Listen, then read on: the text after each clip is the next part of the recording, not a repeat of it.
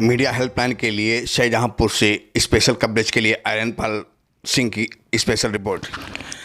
सर्वप्रथम परमवीर चक्र विजेता यदनाथ सिंह को सत सत नमन। जश्न आज़ादी के 100 वर्ष पूर्ण होने पर राजपूत रेजिमेंट के जवानों ने निकाली बुलेट रैली। उत्तर प्रदेश के जनपद शाहजहांपुर में फतेहगढ़ छावनी से बाइक बुलेट रैली का शुभारंभ किया गया, जहां brigadier IMS Parmar centre commandant RS छावनी फतेहगढ़ द्वारा हरी झंडी दिखाकर किया गया रवाना।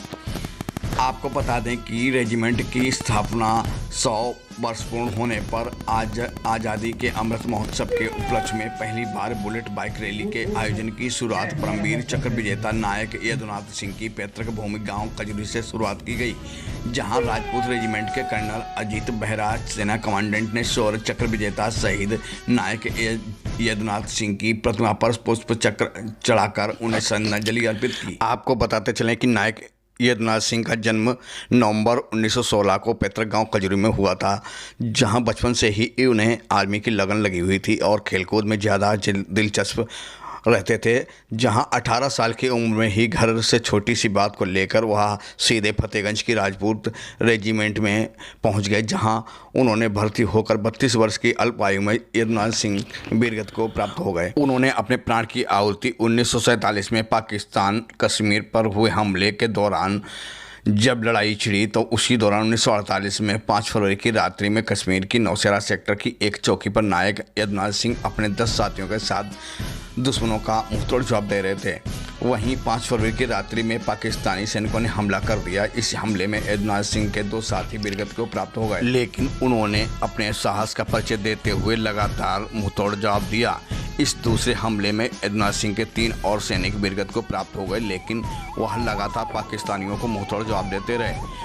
वहीं रात्रि में पाकिस्तानी सैनिकों ने तीसरी बार हमला कर दिया। इस हमले में यदुनाथ सिंह को 11 गोलियां लग गईं, लेकिन 11 गोलियां लगने के बावजूद भी यदुनाथ सिंह पाकिस्तानियों को एक कदम भी आगे नहीं बढ़ने दिया और वह सुबह तक पाकिस्तानियों को जवाब देते रहे। इस लड़ाई में यदुनाथ सिंह ने अपना कदम पीछे नहीं हटाया और जब तक हिंदुस्तानी सेना मौके पर नहीं पहुंच गई वह वहां से नहीं हटे। वहीं यदुनाथ सिंह ने लगातार मुंहतोड़ जवाब देते रहे, जिसके बाद वह वीरगति को प्राप्त हो गए। इस वीरगति को प्राप्त होने के बाद उन्हें यह परमवीर चक्र विजेता से नवाजा गया।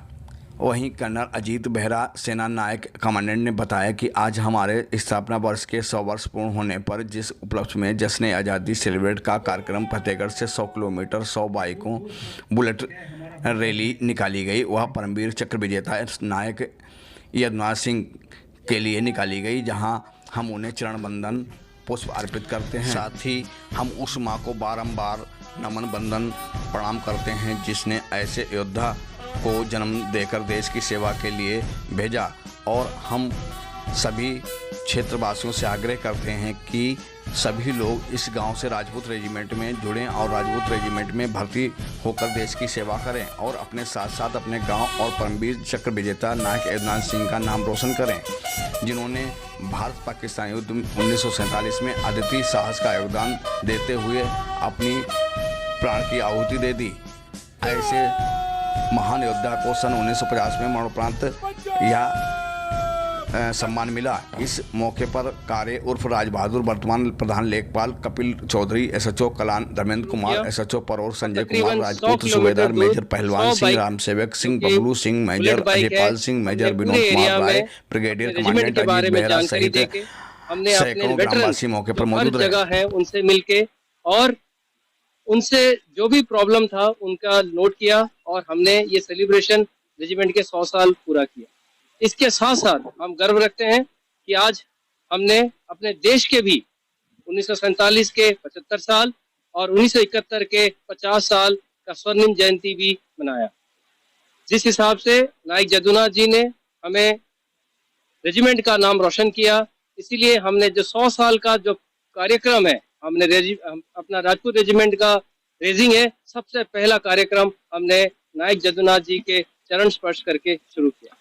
हम इस गांव के आभारी हैं जिन्होंने इस सपूत को जन्म दिया और हमें ये मौका दिया कि आज इस दिन हमने इतना बड़ा प्रोग्राम उनके सहयोग से हमने संचालन किया।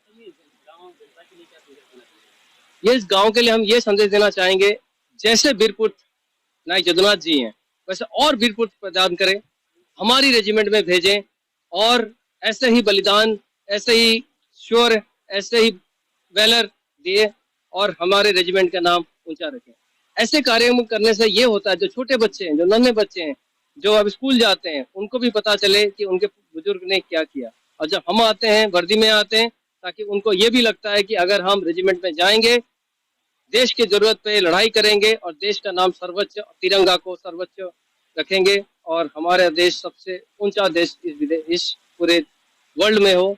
इसलिए हमारा ये आप लोगों